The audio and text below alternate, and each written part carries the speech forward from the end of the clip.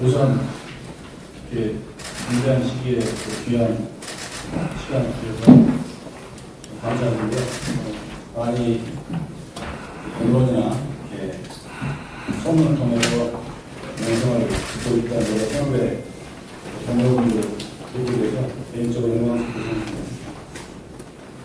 사실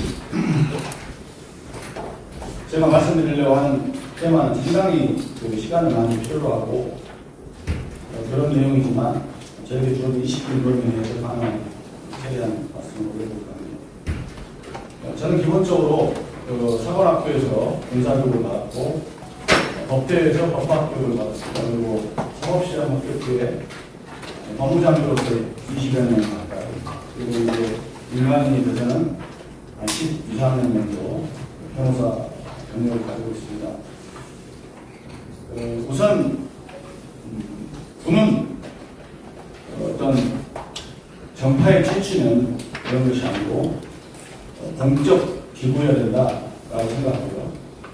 그래서 안보에 관한 문제를 논의할 때는 우리가 항상 정치적인 중립 의지를 가지고 그런 방향하에서 논의가 돼야 되고, 야당이든 여당이든 우리 안전을 위해서라면 그런 입장에서 논의를 해야 된다는 생각을 했습니다. 저는 개인적으로 소대장 생활을 하면서 죽은 고기도 넘기고 병사들이랑 한 200km씩 행군을 하면서 군생활의 어떤 애환, 어려움으로 경험하는 사람들, 또 여러분 기억하실지 모르지만 2002년도 김대엽 병풍공작 사건 기억하십니까? 네. 그때 제가 이해창 아드님 병역비리 사건을 은폐해준 범인인 것처럼 지목되어서 언론에 완전히 조이돌림을 당하고 국회 국방위 법사위 청문회에 끌려다니고 또 서울중앙지검에 조사를 받고 한마디로 국민 뒤에 사기극의 시행자가 돼서 진실을 말했다는 이유 하나만으로 노무현 5년 동안 제가 정말 말로 표현할 수 없는 그런 핍박을 받았던 그런 경험을 가지고 있고요. 그래서 소위 정치 사기극, 국민을 속이는 정치가 얼마나 추악하고 더러운 것인가, 얼마나 나라를 좀먹는 것인가를 제 뼛속 깊이 체험으로 알고 있는 사람입니다. 요즘에 작태가 또 과거와 같은 상황이 벌어지고 있는 것 같아서 참으로 개탄스럽습니다. 다만 최대한 객관적인 입장에서 말씀을 올리고 싶습니다. 제가 이제 2002년도 병풍공작 사건의 피해자로서 정말 어려움을 당하면서도 2003년도에 탄생한 노무현 정권에서 추진하던 소위 사법개혁의 일조용으로서 추진되던 군사법개혁, 그것에 대해서 제가 당시 육군 대령 신분에 헌병 기무의 뒷조사를 받고 온갖 인사상 불력을 받고 어려울 때지만 제 모든 것을 던져서 군사법개혁 방향이 틀리다는 부분에 대해서 제가 투쟁했습니다. 그래서 2003년도에 군사법개혁안이 결국은 국회를 통과를 못하고 폐기되는 그런, 제가 나름대로는 거기에 대해서 자부심을 가지고 있는데, 문정부 때 2003년도, 4년도 때 추진되던 기본적인 군사법개혁 방향이 아마 그 사람들이 원했던 그 방향으로 바뀌었다. 그래서 이제 여러분들이 그런 말씀을 하셨지만 그런 측면에서 정말 평생을 나라 지키는 일에 또 군법 분야에 종사했던 사람으로서 너무 걱정스럽다, 이런 말씀을 드리고 싶습니다. 미국 같은 경우에 정말 안보를 중시하고 또 안보와 관련된 대통령을 중심으로 한 군지휘관이라든가 장병들의 어떤 존중해주는 문화, 또 여러 가지 제도들이 정말 경제적으로 선진국이고 또 군사적으로 가장 강한 나라이면서도 배울 점이 많다, 그런 뭐냐면 미국은 내국인과 외국인 간의 통신 내용을 100% 강조합니다. 민주국가인데 100% 무슨 간첩 혐의가 있건 없건 국경을 넘는 통화에 대해서는 100% 강조합니다. 그건 엄청난 인권의 문제를 이야기할 수 있는데 그것을 미국 국민들은 한 명도 불평하지 않습니다. 안보가 관련된다고 하면 어떤 사건 사고가 나더라도 이건 보도 금지입니다. 보도를 안 합니다. 재판 진행도 비밀로 합니다. 어떤 사람이 재판에 협된 것도 비밀로 합니다. 판결 선고된 것도 아니에요. 그래서 여러분들 아마 영화를 보면 피고인의 변호인이 이건 국가안보와 관련된 겁니다 라고 하면 재판장과 변호사와 담당검사가 소원소원되면서 재판을 연기하거나 비공개로 하는 걸로 바꾸는 걸 많이 보셨을 겁니다. 무기체계 연구개발을 하는데 미국에서 개발한 전투기가 추락했어요. 그럼 우리는 언론이 붙어서 뭐가 문제라더라 난리를 칩니다. 그런데 미국에서는 1차적으로 기술적인 원인 조사는 철저하게 그건 국가 보안에 붙입니다. 설사 제작상 설계상에 큰 결함이 있다 할지라도 그 다음에 두 번째로 2차적인 조사가 시작되는데 그것을 이제 누가 잘못했느냐 사법적인 책임을 추궁하기 위한 그래서 참 그 국가안보라고 하는 부분 그 개념이 사실상 미국의 정치, 경제, 사회 문화의 중심을 이끄는 핵심적인 가치다. 그 다음에 미국이 월남전 패전한 후에 월드워터 니콜스 법이라고 하는 소위 국방개혁법안을 만들어서 여러 가지 국방의 개혁을 가져옵니다. 그 이후로 미군이 국제적인 어떤 전투에서도 패배한 적이 없다고 합니다. 그런데 우리는 $100 1인당 국민소득 시대에 가지고 있던 국군조직법을 지금도 그대로 가지고 있습니다. 9.11 사태 이후에 홈랜드 시큐리티 법에서 정말 어마어마한 미국의 번트 방위를 위한 공적 조직 그런 그룹이 만들어진 거 알지 않습니까? 근데 우리는 어떻습니까? 우리는 갈수록 안보, 군 오늘은 제가 사실은 현행법에 대해서 문제점이 뭐냐 이런 부분에 대해서 이제 뒤에 부분을 말씀을 많이 해주실 거기 때문에 우리의 군사법의 역사가 어떤가 아주 짧은 역사입니다만 이 부분에 대해서 좀 우리가 정확하게 좀 알 필요가 있다. 그래서 이런 부분을 좀 먼저 소개시켜드리려고 합니다.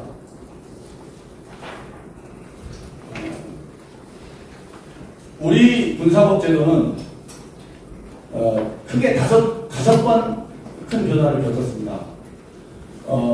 해방 이후에 미 군정청 내 아고라고 하는 법률고문의 그 조언에 따라서 그 손성겸이라는 사람이 1920년에 미국의 군법전을 번역해서 일본식 군법 대입법 용어로 만든 조정경비법이 있는데 그게 이제 좀 보완을 해서 국방경비법으로 됐고요.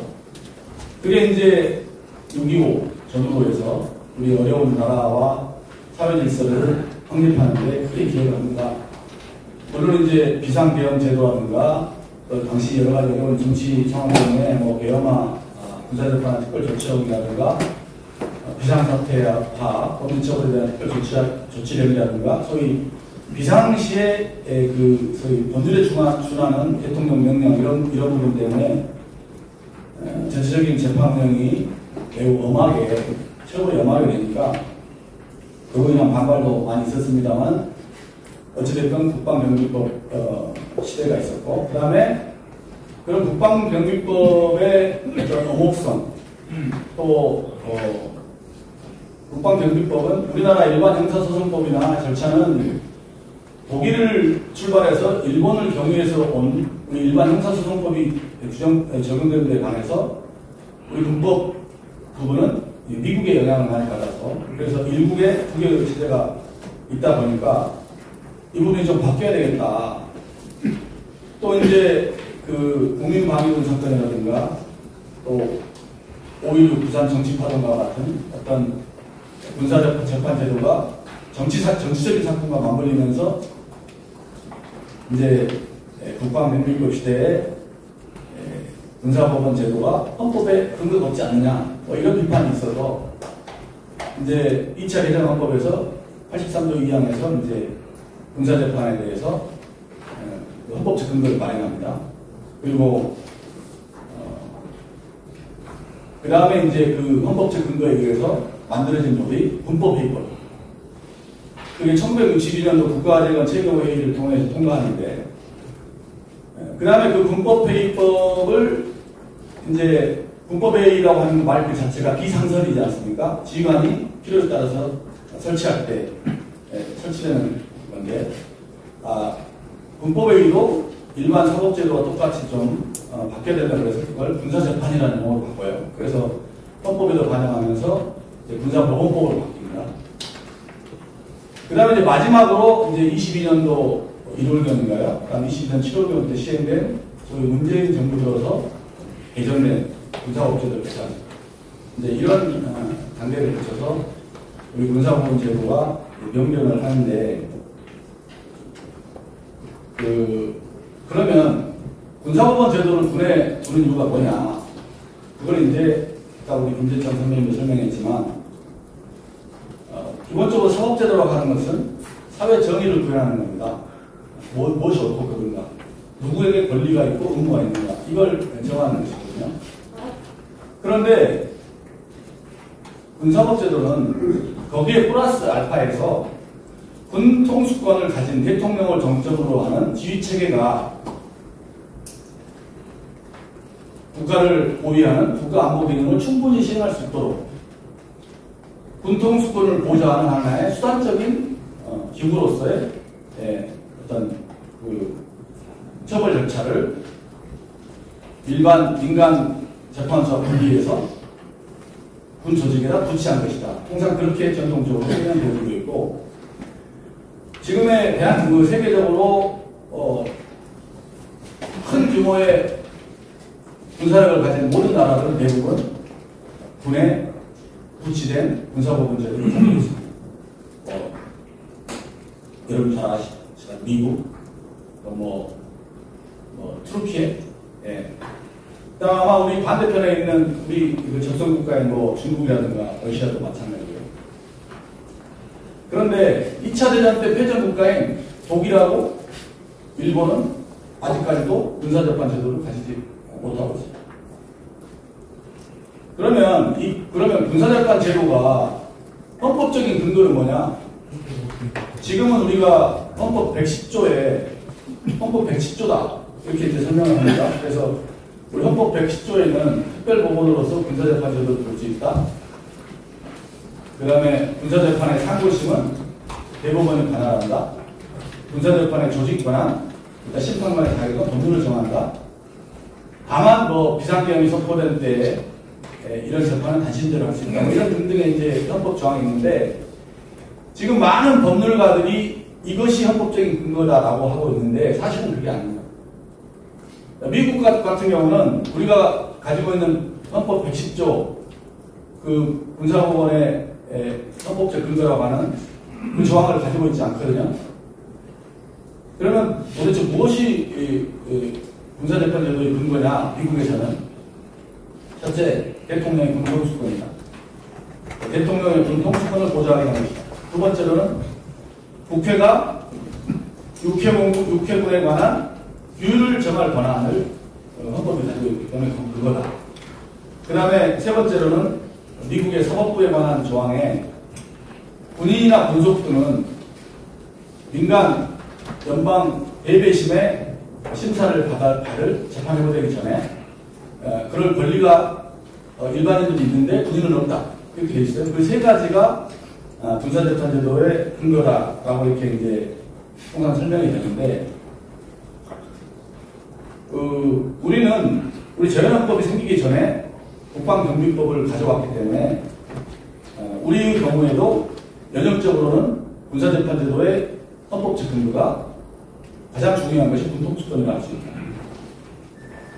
다만 이제 그 6.25 전쟁을 거치면서 그 사형 판결이 많이 발생하고 또 그게 집행되고 하면서 너무 군법에 대한 양형이 너무 무리하게 무겁다라는 비판 때문에 헌법에 근거를 넣자.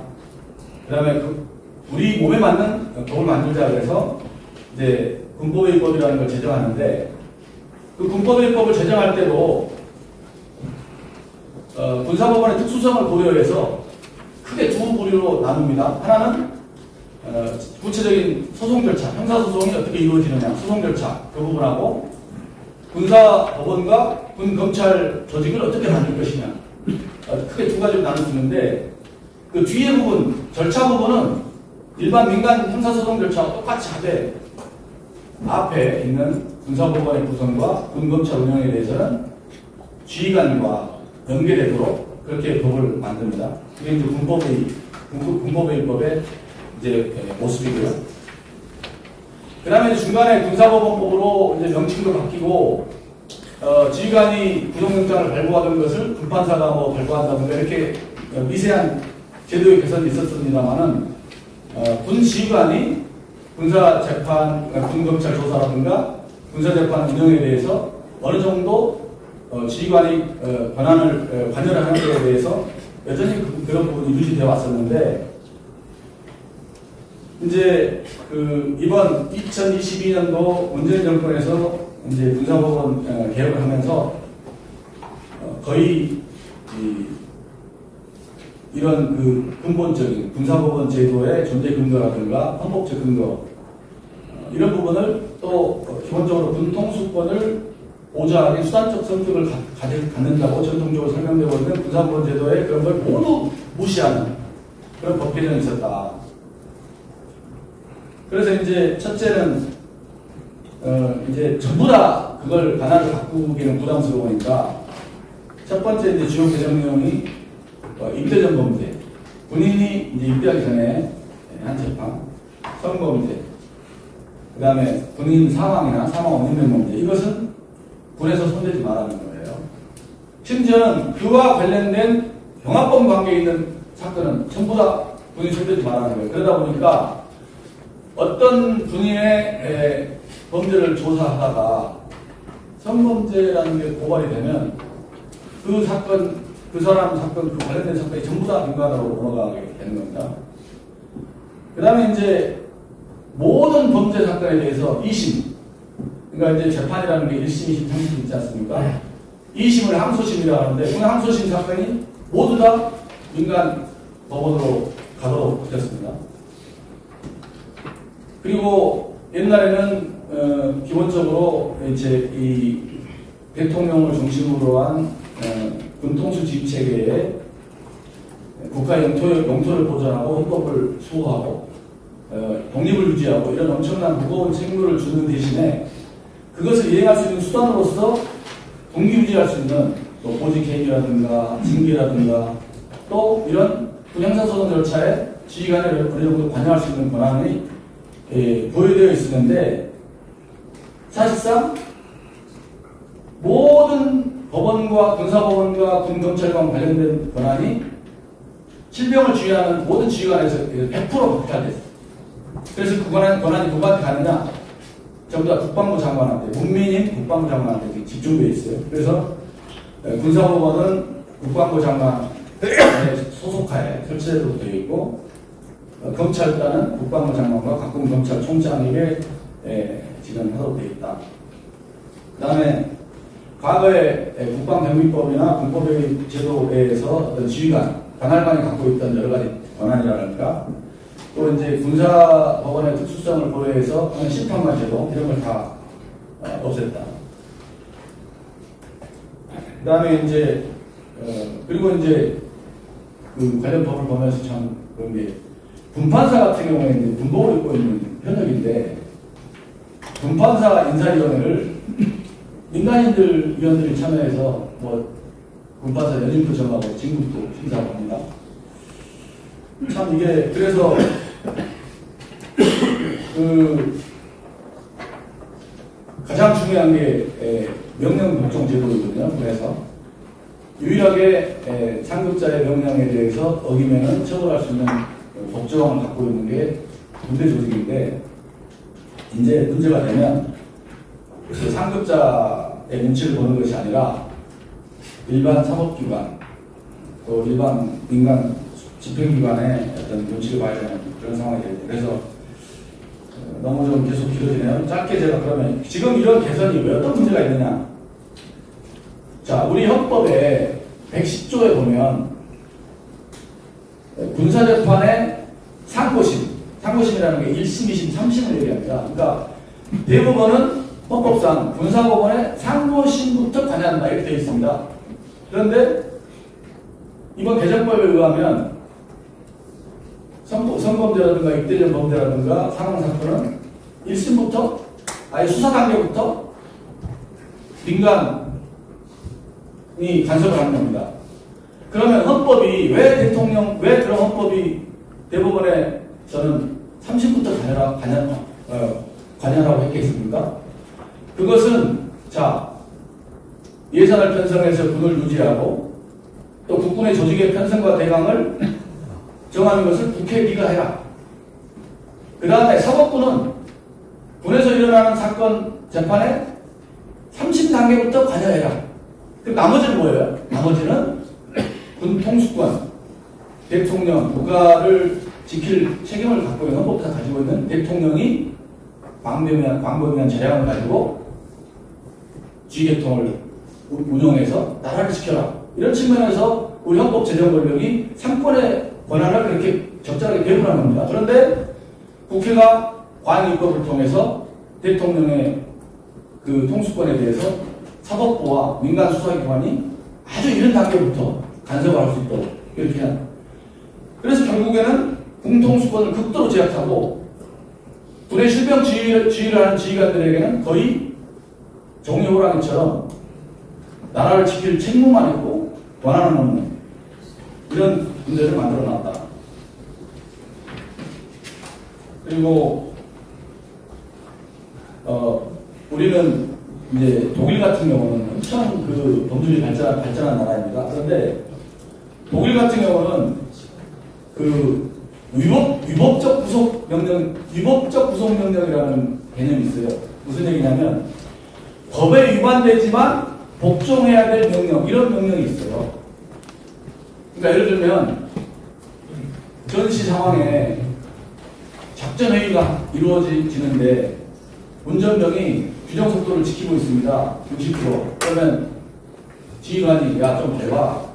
그러면 속도를 위반하라니까 도로교통법 위반이잖아요. 그래도 그 명령은 따라야 되는 거예요. 왜? 군사적 이익이 더 중요하니까. 그런데 그래서 독일 같은 경우에 그 솔다트 기센츠라든가 군형법을 보면 그 밀리테어 스트라프 베젠츠라든가 이런 데 보면 명백하게 상관의 명령이 위법한 경우에 외에는 복종해라 이렇게 되어 있습니다. 그러면 어떤 게 명백하게 위법한 명령이냐? 사람을 죽이라든가 집단 학살을 하라든가 누가 보더라도 명백한 위법 명령. 그렇지 않으면 기본적으로 복종 의무가 있다. 독일 같은 경우도 그렇게 되어 있어요. 그런데 우리는 이제 물론 정당한 명령만 복종하게 돼 있고 그걸 정당한 적법한 명령으로 이제 해석하는데 이제 어떤 경우가 부하가 복종을 했느냐, 이 부하의 불복종이 정당하냐 안 하냐 이 부분은 군사적 관습에 또 군생활을 통해서 많은 체험이나 경험을 통해서 숙달된 그런 전문 지식이나 경험을 가진 분이 판단할 수 있는 것인데 이제 그런 이슈들이 그런 어떤 사건이 발생했을 때 그런 사실관계를 확정하는데 이제 그것을 누가 하느냐? 경찰 수사관이야.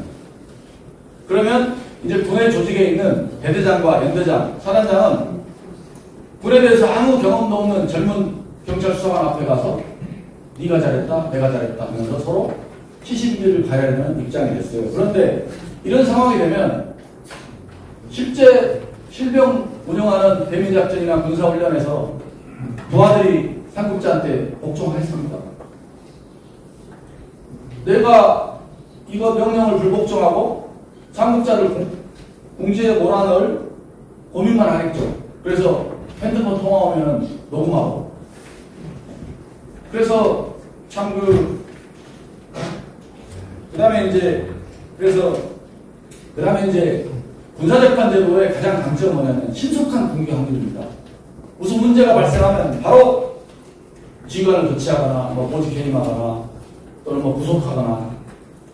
그런데 이제 군에서 아무리 큰 사건, 사고가 나더라도 소위 1심 단계부터 민간 관할 사건인 경우에는 민간 수사기관에서 수사가 이루어지는 걸 세워라, 내워라 계속 지켜봐야 되는 그런 상황이고, 결국은 이러한 어떤 그 군기 확립의 지체 현상은 결국은 군 전투력이 심각한 저하로 갈 것이다. 그래서 그 다음에 또한 이런 상황이 계속되면요, 군 조직에서도 아마 민간 법집행기관에 대해서 뭔가 은폐하려고 하는 시도가 있을 거예요. 그럼 오히려 민간 수사기관이 더 정직하게 수사를 잘할 것이다라고 기대했는데 오히려 그 반대가 될 수가 있다. 그 다음에 이제 제일 우려되는 것이 뭐냐면 민간 수사기관은 보안이 취약합니다.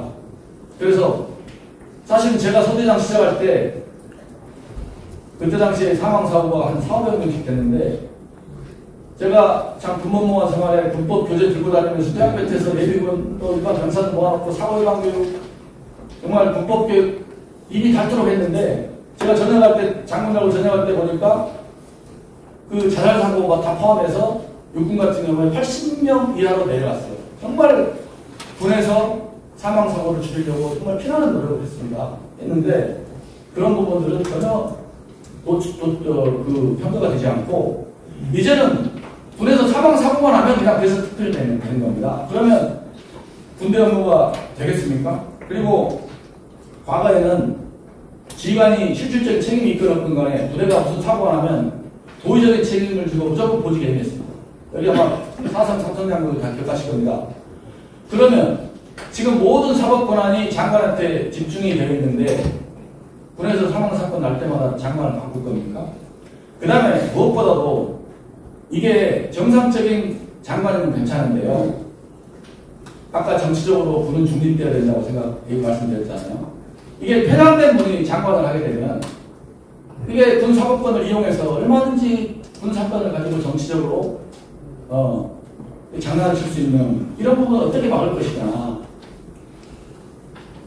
그 다음에 가장 심각한 것은 전시 체제가 됐을 때 이런 이제 평시 체제를 하다 보니까 옛날에 법무장교들의 일이 확 줄어들었습니다.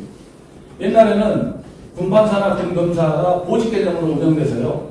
법무관이 어떤 경우는 정부계약도 검토하고 국회 답변서도 쓰고 언론 대응도 하고 군법교육도 하고 잡다한 일을 다 했습니다. 근데 지금은 바깥에 있는 판사 검사들처럼 군 법무조직을 판사님, 군판사님, 군검사님 그리고 실제로 제 아들이 지금 군법무관 생활하는데 군법무관들이 지휘관을 정책적으로 법적으로 보좌하는 이 업무가 확 줄었어요. 수사하는 일도 거의 줄었습니다. 재판도 다 줄었어요. 그러면 만약에 유사시 사고가 나면 유사시 이제 우리가 남북 긴장 상태에서 문제가 생기면 과연 6.25 때처럼 그 나라가 혼란스럽고 그 나라의 운명이 그 어려운 상황에 언제 그 소위 전시 군사법원이나 전시 검찰국 운영이 될 것인지 이 부분에 대해서도 앞으로 엄청난 보완이 돼야 된다. 또 하고 싶은 말씀 많은데 그래서 정말 이 부분은 과거에 우리 이 군사법원 제도가 탄생했을 때 군사법원 출발점은 군기관을 확립하는 거고 국가를 보유할 책임이 있는 대통령 중심으로 한 군 통수주의 체계에 소위 말하면 그 기강을 확립할 수 있는 수단으로서 성격이 있었는데 이 부분을 완전히 무시하고 전면 폐지하는 쪽의 개혁 방안은 정말 한 번 더 생각을 해봐야 되고 아무리 이제 시대가 바뀌고 문화가 바뀌고 젊은 세대의 문화가 바뀌고 그래서 아마 저의 이런 얘기를 들으면 많은 젊은 세대들이 콧방에 끼면서 저런 엉터리 같은 법무장교가 있느냐고 막 그런 비난을 제 아들한테 들을 수도 있다고 생각하는데 정말 이건 아니다. 시대가 바뀌어도 우리가 배탈이 가끔 난다고 해서 위장을 잘라버리면 안 되잖아. 그건 안 되지 않습니까? 우리 헌법이 국가 안보 관련된 헌법 조항이요 20가지가 됩니다. 왜 그 안보를 이렇게 헌법에다 나열을 했습니까? 왜 대통령한테 군 통수권을 줬습니까? 이런 것을 생각을 해서 그 다음에 이러한 입법을 개선하려고 앞장섰던 사람들의 실체가 뭐였냐? 그분들 군대 갔다 오셨습니까? 어디 미문화원 방화원에다가 화약봉 던지고 그런 분들이잖아요? 군장 메고 백혈 행군 해봤습니까? 띵거름 해봤습니까? 하루라도 소초 총 들고 밤을 새면서 날밤을 새본 적 있습니까? 외국에 있는 많은 입법들 개정하는 거 보면요, 다 비밀스럽게 오랫동안 평생을 바쳐서 그 자기 몸이 잘려서 장애인이 되고 상위군 이런 분들이 모여서 6개월, 7개월, 2년, 3년씩 해서 법안을 만들어냅니다. 그리고 그걸 또 정부에다 시민들한테 공청회를 하고 국회에서 또 신랄하게 토론하고 하는데 이렇게 중요한 안보 관련된 입법을 번개불에 콩고 먹듯이 해서 되겠냐? 안 됩니다. 경청해 주셔서 감사합니다.